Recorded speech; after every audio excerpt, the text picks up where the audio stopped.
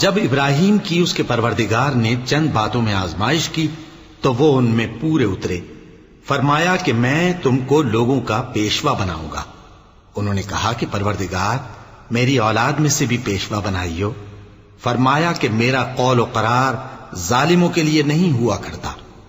اور جب ہم نے خانہ کعبہ کو لوگوں کے لیے جمع ہونے اور امن پانے کی جگہ مقرر کیا اور حکم دیا کہ جس مقام پر ابراہیم کھڑے ہوتے تھے اس کو نماز کی جگہ بنا لو، اور ابراہیم اور اسماعیل کو حکم بھیجا کہ طواف کرنے والوں اور اعتکاف کرنے والوں اور رکوع کرنے والوں اور سجدہ کرنے والوں کے لیے میرے گھر کو پاک صاف رکھا کرو.